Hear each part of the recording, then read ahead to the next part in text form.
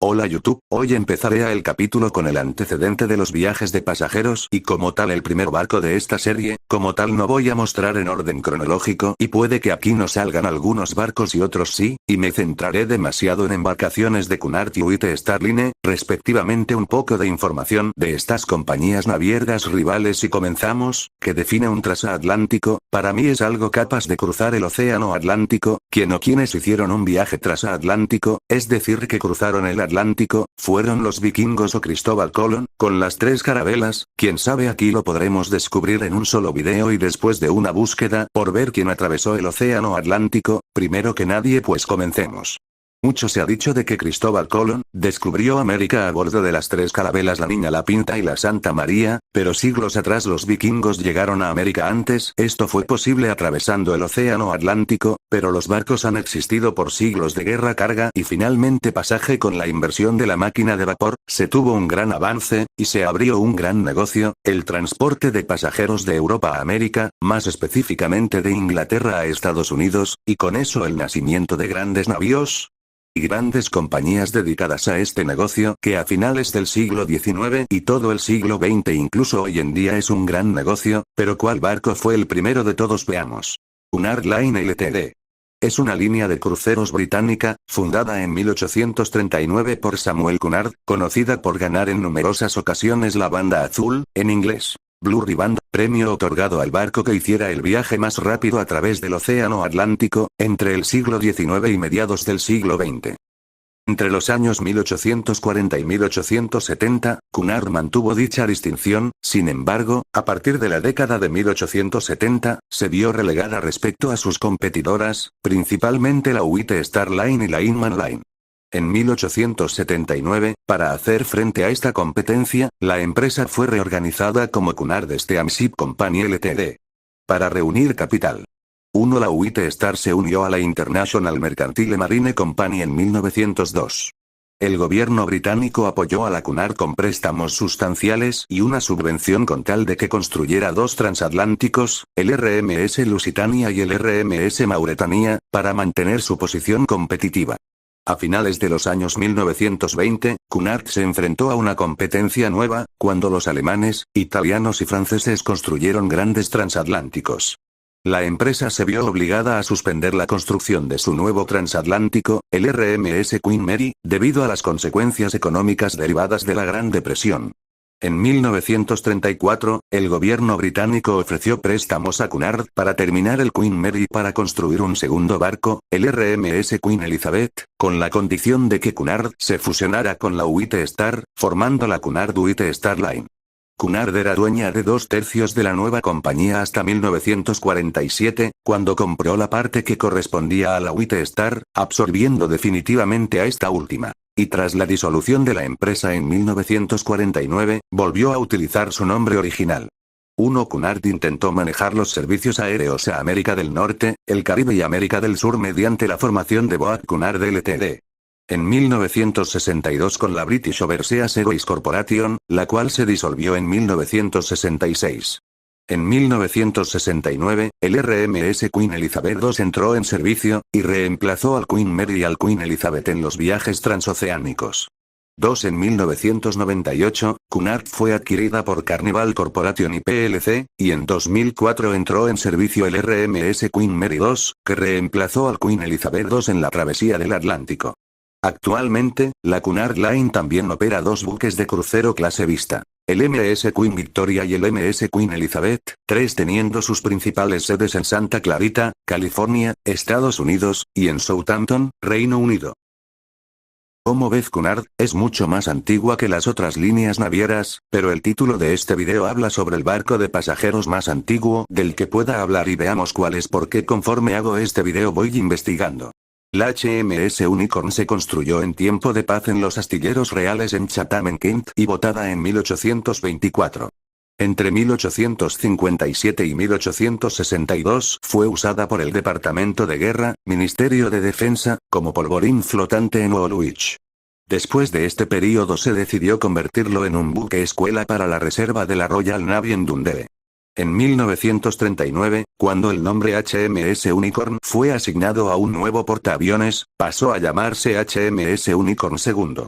En 1941 se le volvió a cambiar el nombre, esta vez a HMS Cressy, debido a los enormes problemas burocráticos y administrativos que ocasionaba el tener dos barcos con el mismo nombre.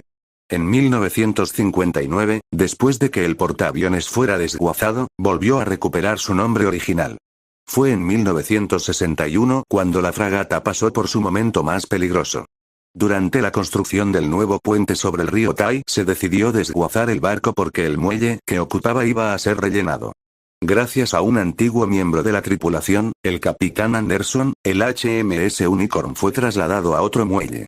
Inicialmente se pensó en restaurar el barco para dejarlo en la misma condición que su gemelo el HMS Trincomalee, incluyendo un bauprés completamente nuevo, pero se rechazó la idea cuando se descubrió que el barco era el único ejemplar de una fragata de madera de su tipo y se decidió conservarla como estaba. El HMS Unicron nunca fue aparejado y solo navegó en su viaje de Chatham a Dundee, en el que fue remolcado. Se cree que el tejado que cubre la cubierta superior nunca ha sido cambiado. La princesa Ana es embajadora de la Sociedad para la Preservación del Unicorn.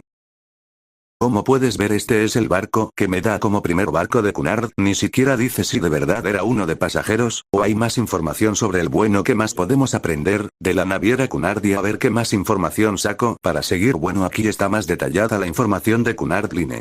Pero encontré otro más revisando la Cunard, y al parecer este toma las características que estoy buscando. Veamos de qué se trata.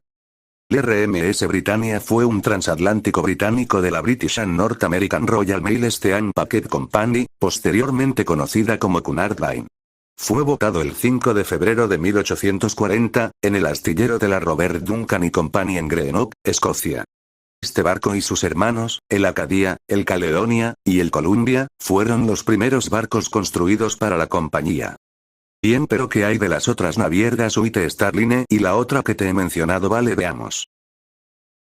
La Inman Line fue una de las tres mayores compañías navieras británicas del siglo XIX dedicadas al transporte de pasajeros a través del Océano Atlántico, junto con la White Star Line y la Cunard Line.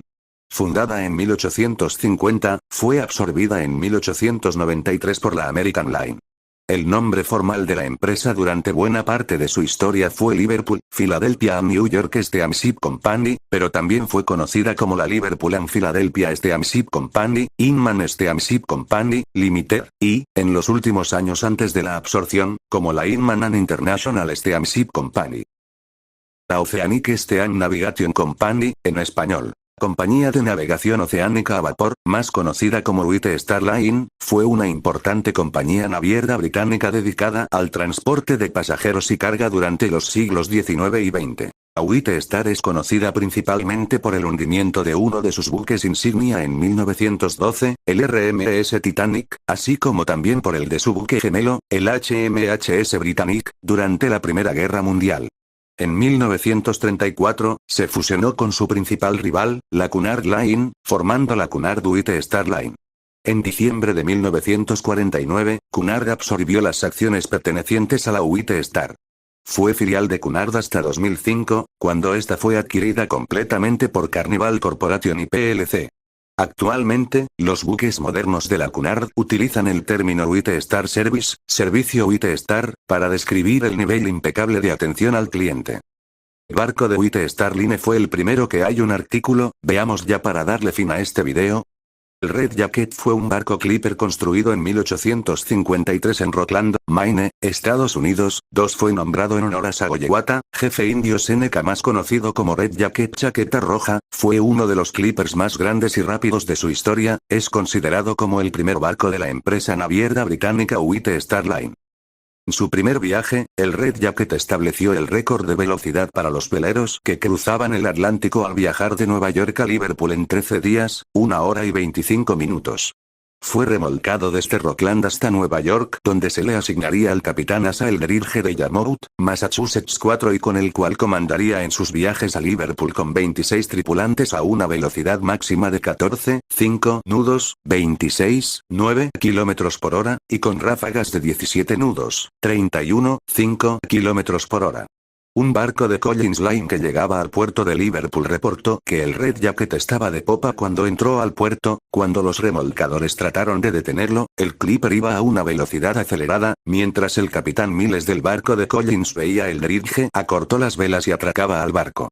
Días después de la llegada del Red Jacket a Liverpool, se cuestionó la precisión del registro del barco al igual que la integridad del capitán. The Times publicó una carta publicada por Lloyd's of London y fue entregada por dos corresponsales, el segundo siendo claramente estadounidense. La última palabra fue del mismísimo Eldridge. Times publicó en el que pacientemente explicó por qué el corresponsal original estaba equivocado en su interpretación del diario. 5. Mientras estaba anclado, su popa fue tapada y luego fue reacondicionado añadiéndole camarotes para el transporte de inmigrantes a Australia y luego sería adquirido por Pilkington y Wilcox, unos inversionistas de Liverpool quienes lo registraron en esta ciudad el 24 de abril de 1854 y luego sería alquilado por la White Star Line para viajes hacia Melbourne, Australia y ahora comandada por el capitán Samuel Reid, uno de los 16 capitanes que contaba White Star, llegando en 69 días a Melbourne. Solamente un Clipper, el James Baines hizo la ruta Liverpool-Melbourne más rápido. El 13 de junio de 1859 6 en uno de sus viajes de la ruta, colisionó contra el barco mercante Elizabeth Walker el cual se hundiría y rescataría a los sobrevivientes del naufragio mientras estaba en un viaje desde Buenos Aires a Londres.